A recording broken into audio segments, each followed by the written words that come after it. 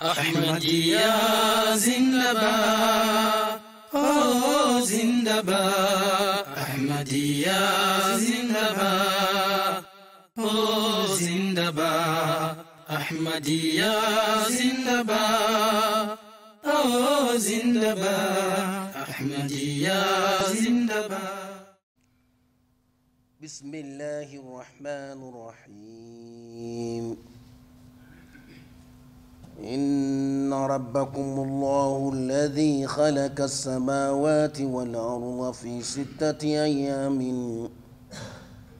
ثم استوى على العرش يدبر الأمر ما من شفيع إلا من بعد إذنه ذلكم الله ربكم فاعبدوه أفلا تذكرون إليه مرجعكم جميعا وعد الله حقا إنه يبدأ الخلق ثم يعيده ليجزي الذين آمنوا وعملوا الصالحات بالقسط والذين كفروا لهم شراب من حميم وعذاب أليم بما كانوا يكفرون والذي جعل الشمس ضياء والقمر نورا وقدره منازل لتعلموا عدد السنين والحساب ما خلق الله ذلك إلا بالحق يفصل الآيات لقوم يعلمون.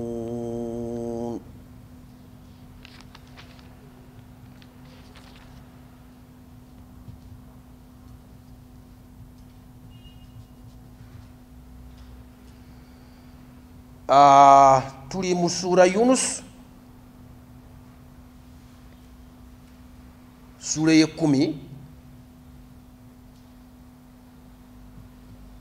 tukyali mu makala esooka aya y'okuna. Allah subhanahu wa ta'ala atugamba إن ربكم الله الذي خلق السماوات والأرض في 6 أيام.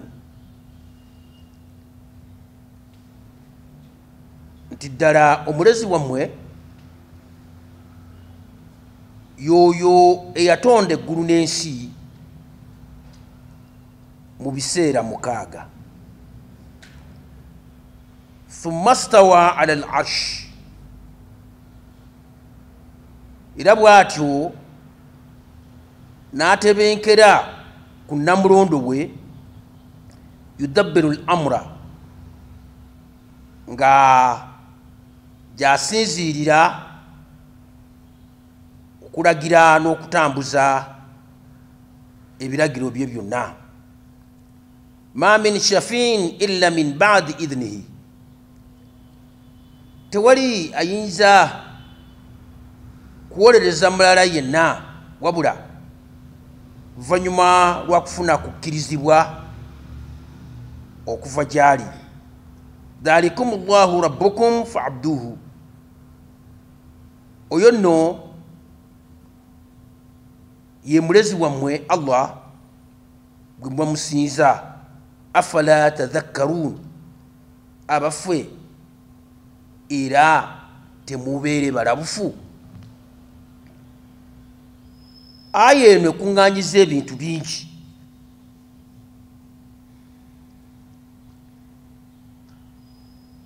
Mu byo ekuŋŋaanyiza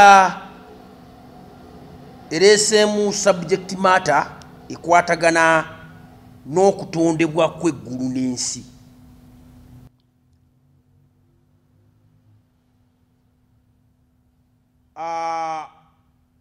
Okutondebwa kw'eggulu n'ensi bascientists bangi bakuwandiiseeko volumes and volumes of books, ebitabo n'ebitabo, era n'okunoonyereza kukyagenda mu maaso. Tewali yali avuddeyo nanyinyonnyola kamala byonna. N'okwongereza ku ekyo, omuntu mu mbeera ze teyeetaaga kufuna nnyinnyonnyola emalayo buli kimu kyonna. Naye Allah subhanahu wa ta'ala kutukunnyonnyolako atugambye nti eggulu n'ensi bye mulaba yabitonda mu biseera 6. Ebiseera 6 Allah wano akozesezza ekigambo 6 ayyami, fi 6 ayyami, mu nnaku 6. Esekendi,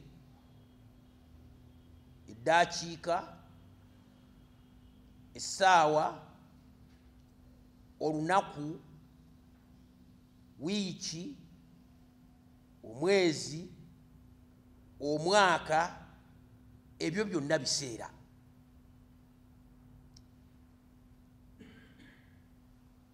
N'olwekyo mu bulamu bwaffe ng'abantu, kobeere muyigirize oba toli muyigirize, mu bikyasinze okubeera ebizibu ennyo okutonda yeggulu n'ensi n'ebyo byonna ebibirimu. Kati toyinza kulowooza nti entonda yaabyo yali mu nnaku 6 mimma ta'udduuna, ezo mmwe ze mubala, ezirimu essaawa 24. Rather kino okubeera ku safe side okinnyonnyola nti Allah yatonda eggulu n'ensi mu mitendera 6. Mu bufuuze bannassaayansi abastadinga eby'omu bwengula, ba astronomers, mu kitono ekyo kye basobodde okufunawo kuwagira buwagizi Qur'an etukufu kyegamba nti anna samawati wal arda kanata ratakan fafataknahuma, nti eggulu n'ensi byali kitole, Allah n'abyanjuluza n'abisumulula, nga awo bannassaayansi bwe bajja fyore emanyiddwa nga the Big Bang. Bannassaayansi bagamba nti okubaawo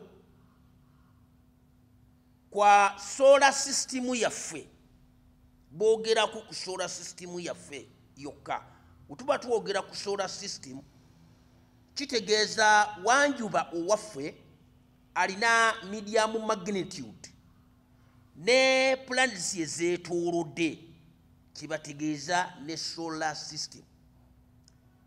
Nti solar system eyo bawafyoli nti stars oba emunyeenye 2 zaali zitambula.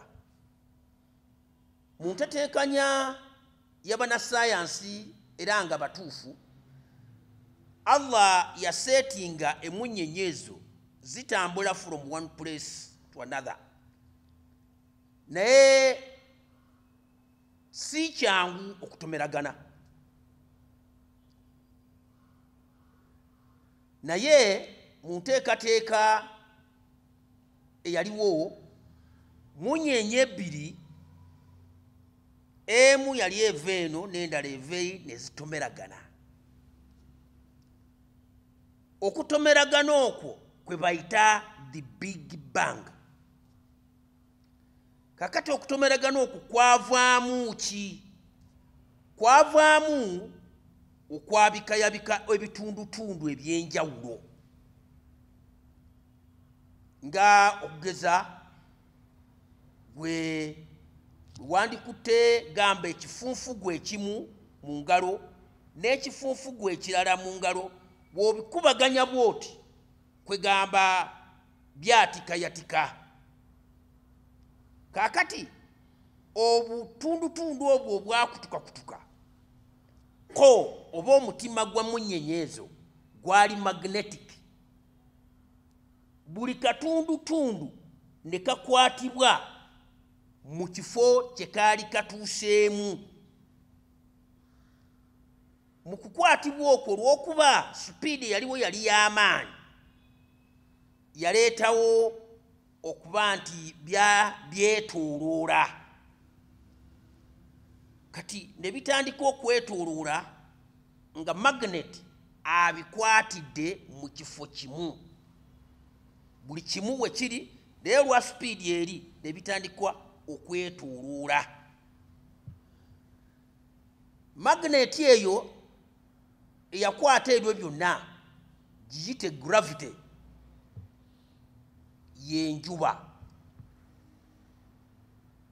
yenjuba eyaffe eyakwatira buli planeti mu kifo kyayo. Mu planeti ezo zonna eziri mu solar system zigwa mu ttuluba lya mitendera esatu. Planeti ezo eziri okumpi ennyo n'enjuba, enjuba kyeki nayo tujja kiraba inshallah. Ezo zirina level ey'ebbugumu nti by our nature, mu butonde bwaffe tewali kiramu kiyinza kubeera mu kumpi oba mu planets ezo ezeetoolodde ring esooka ey'enjuba. Ne wabeerawo ring ey'okubiri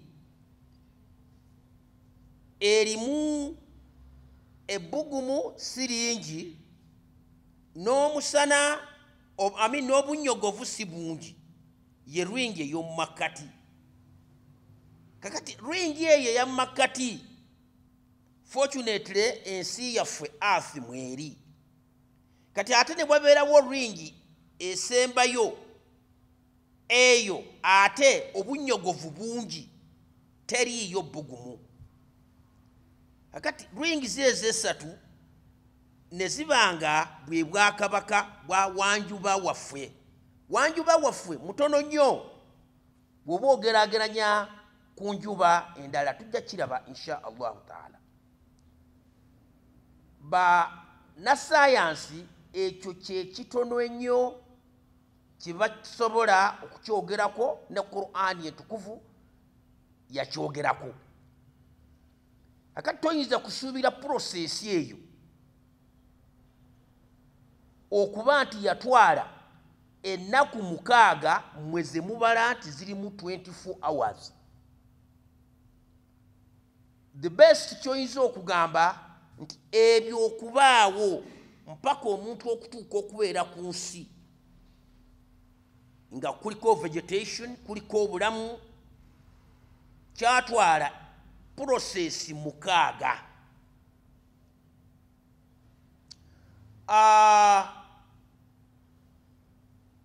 Formation eyaliwo nga planets ziri formed teyamala kuteeka ku nsi bulamu, ate obulamu yali process ndala. Nti ensi eyali one of the broken pieces of the bang that occurred between the two stars. Okukulinga ne condensinga, kwegamba process ya condensation nayo yatwala akaseera. Kati ensi okondensinga nga egudde mu favorable oba favorite ring etali ya bbugumu, etali ya bunyogovu, ensi eyo n'etandika okubeerako ettaka, okubeerako emigga, amazzi ne vegetation ne life. Nayo process yali mpanvu nnyo. Mu bifo ebyenjawulo Qur'ani egenda ebyogerako, kisinziira ku muntu bugazi bwa bwongo bwe okugenda nga agatta those pieces ajemu what he can present to the people for their understanding. Kati eyo process yemu yetuwogeddeko eyeggulu n'ensi in the context that we tuba tuwogedde wano samawati wal ardh tuli kutegeeza solar system yaffe yokka efugibwa wanjuba oyo ali of a medium magnitude nti obuzito bwe si bw'amaanyi. Akati waddawo ensonga endala thumma stawa ala al-arsh nti Allah bwe yamala n'atebenkera ku namulondo. Mu aya emu ya Qur'ani Allah subhanahu wa ta'ala atugamba nti wa kana arshuhu ala al-ma'i nti arsh ya Mukama Katonda eyitibwa namulondo eri ku mazzi.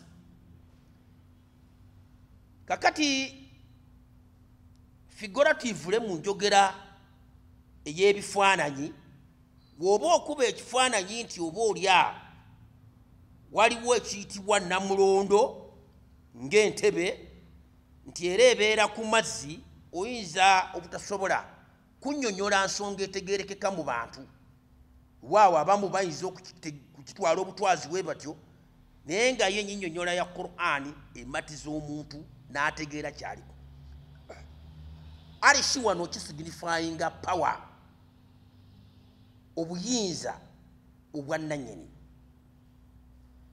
Obuyinza obwannannyini obwo era buva mu aya Mukama Katonda gy'agamba nti yatonda buli kimu kyonna mu mazzi, ekiramu kyonna yakitonda okuva mu mazzi. Era this is a scientific fact ekakasa nti ebiriwo byonna actually okubaawo kubeeramu na mazzi. Era n'okunoonyereza okuli kukolebwa ku other planets outside the earth, above the earth, ebweru bw'ensi, ekikulu kye badetecting okulaba whether human like life esoboka, obulamu bufaanako n'obw'omuntu busoboka, banoonyereza moisture, water moisture, eriyo amazzi. Singa planet yonna outside the earth esangibwa nga eriko water contents esobola okwaccommodatinga vapor, amazzi, kiba kitegeeza nti obulamu busobola okubaawo. Naye bw'ebanga amazzi tegasobola kubaayo, kiba kitegeeza nti human like life oba earthly like life, obulamu bufaanako n'obwo obuli ku nsi nga tulina fauna and flora, kugamba vegetations and bodies moving around, kugamba buba tebusobola kubaayo. Nolwekyo Allah bw'agamba arshuhu kitegeeza ali kutegeeza obuyinza bwe. Ate ng'obuyinza obwo to sustain earthly life, okukuuma obulamu bw'oku nsi nga bwe buli, kiba kyetaagisa okubanga waliwo amazzi. Nolwekyo wano toofuna kifaananyi nti oba arishi eryawo y'oyinza okulengera nti entebe yiiri ne Katonda buuli atudde. Ye Katonda altafu latif, ye mwekusifu, subtlest of the subtle. La yudrikuhu al-absar wa huwa yudriku al-absar. Nti ye amaaso go gwe tegasobola kutuuka Katonda, wabula ye ate yatuuka ku maaso go. Tolina capacity, tolina busobozi buyinza kumulaba, kubanga ye ali subtle, mwekusifu mu byekusifu. Nolwekyo obuyinza bwe to control human life, to control earthly like life, bwo buli ku mazzi. Yudabbiru al-amra, nti ye yawa ebiragiro, ye ya dictatinga ki ekisaana okukolebwa, ki ekisaana kukolebwa. Ekigambo dabbara yudabbiru kitegeeza ekintu ekiri planned, n'omala okupulaninga ng'ofumiitiriza n'olyoka okissa mu nkola ne kikola okusinziira ku kwagala kwo, kye tuyita tadbir, ekitegeeza okupulaaninga ekyokukola. Kakati kino kitulaga nti ebiriwo byonna, engeri gye mulaba firmament, ekitegeeza ebiriwo byonna ebiri mu bwengula ku nsi ne mu biseeya ebirala mu bbanga n'ebirala byonna, tebyaliwo oba tebyajjaawo fa accidentally, nga bannasayansi abamu we bagezaako okukiraga nti ebiriwo byonna byajjawo accidentally. Nedda, ekigambo wano yudabbiru al-amra kitegeeza nti there must be a force, wasaana okubaawo obuyinza obulina obusobozi obupulaaninga ate buli kimu ne kiba nga kitambulira ku pulaani.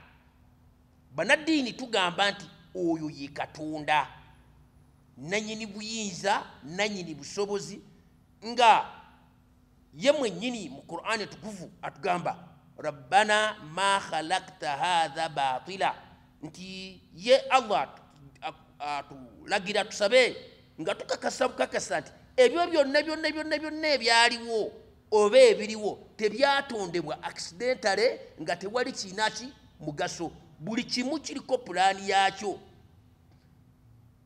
kubanga Allah subhanahu wa ta'ala yatonda thumma hada, buli kimu n'akiwa engeri yakyo. Nolwekyo buli kimu Allah akikozesa okusinziira ku pulaani yakiteekamu.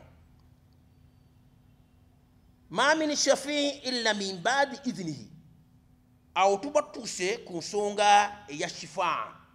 Shifaa kitegeeza nti mu religious context, mu mbeera ey'obunaddiini, wabaawo abalongoofu, ku lw'obulongoofu bwabwe basembera eri Mukama Katonda. Bwe basembera eri Mukama Katonda,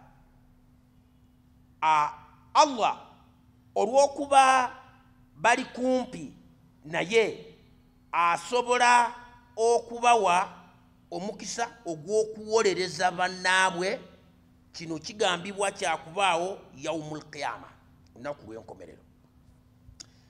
Kakati njagala ekintu kino mukitegeere mu a wider context, nti maqaamu shifa, ekitiibwa ekyokuba nti omuntu awolereza omulala mu maaso ga Mukama Katonda, mwe muli okusabiragana. Okusaba kw'osaba munno akusabire, oba ne munno n'akusaba omusabire, ekyo kigwa mu ttuluba mu doketi eya shifa, nti omuntu asaba munne amusabireko, Mukama Katonda amuyambe mu kino ne mu kiri, era musiibamu wanyisaganya endowooza n'enjogera efaana bwetyo, bannange tusabireko, bannaffe mutusabireko. Kakati ekyo kiggwa mu doketi eya shifa. Yaumul qiyama, ba anbiya Allah baali bawadde ekitiibwa ekyo, naye eyo subject ndala sijja giyingiramu. Bajja kubeera n'omukisa ogw'okuwolereza abamu ku baddu ba Mukama Katonda abagezaako ennyo ne beefaako, naye ng'oba oli awo makisi zaabwe tezibamazaako kuyingira jjanna. Abo ba anbiya Allah bajja okuwa omukisa ogwo, era a'adhamuhum ye Nabbi Muhammad sallallahu alaihi wasallama ajja kuweebwa omukisa ogwo. Ku nsi omukisa ogwo aguwa buli omu okusinziira ku ddaala lye ly'aba alimu mu bulongoofu n'ettakuwa.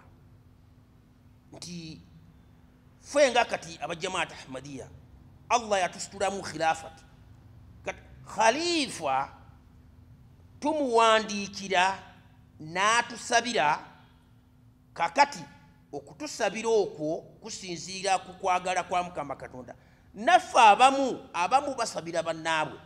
kati gwe mulyango ogwo Allah gwaguddewo ogw'okuba nti ma min shafi illa min ba'di idhnihi, tewaliiwo ayinza kuwolereza mulala yenna mu maaso ga Katonda okuggyako oluvannyuma lwa kukkiriza kwa Katonda.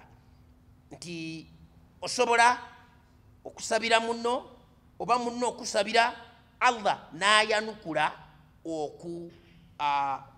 okusaba okwo. Subject eno eya dua, okusabiragana n'okusaba, amaanyi ga dua, Hadrat Masihi Maudu alayhi wassalamu yaginnyonnyola mu kitabo ekimanyiddwa nga Barakatu Dua,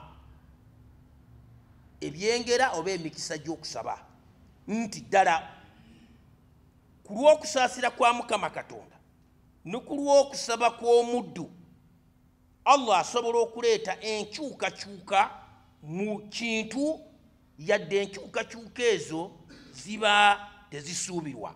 Gwe mulyango ogwo Allah gwatugguliddewo mu kigambo kino Shafi.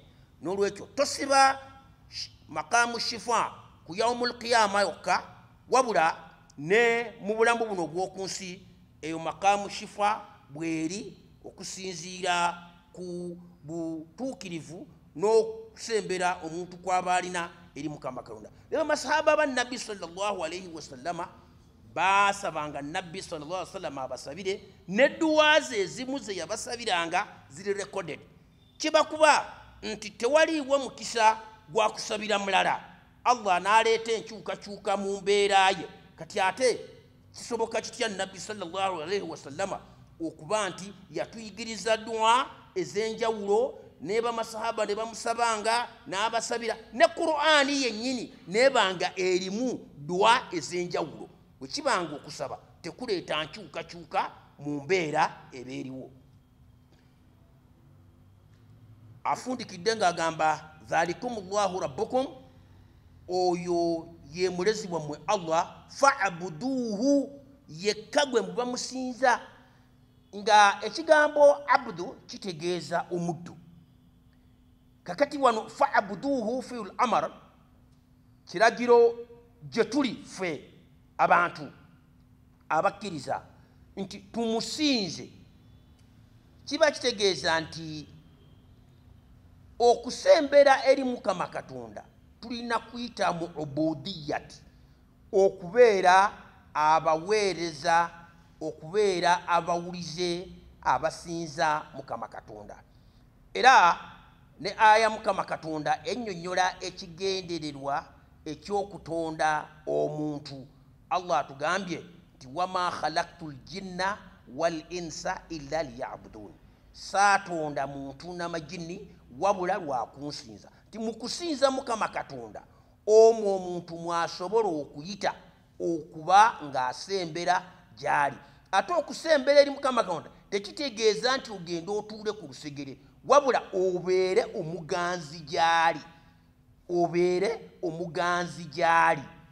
N'olw'ensonga eyo ekkubo omukkiriza lyayinza okuyitamu kusinza Mukama Katonda mukhlisina lahu ddiina, nga mwetoowaze ng'eddiini agikola ku lulwe.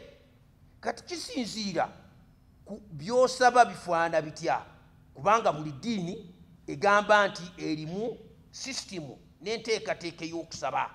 Obusiraamu bwe bulina afdalul ibaada, okusinza okw'omutindo ogwa waggulu nnyo era ogumanyiddwa nga aswala, nga kwe kusinza okukuŋŋaanya ebirungo byonna ebyetaagisa okufuula omuntu okubeera omwetoowaze ennyo ate omuganzi ennyo eri Mukama Katonda. Awo Allah oluvannyuma lw'okubannyonnyola ebyo byonna bye nzize nga mbannyonnyola, abuuza afala tadhakkaruuna, era temusinziire ku ebyo mubeere balamufu. Abagambye ku ebyo ebinnyonnyoddwa mu aya eno yokka kibamala bumazimwe okubeera abantu abagunjufu, abantu abalabufu, abategeera ekisaanidde okukolebwa. Salaamu alaykum.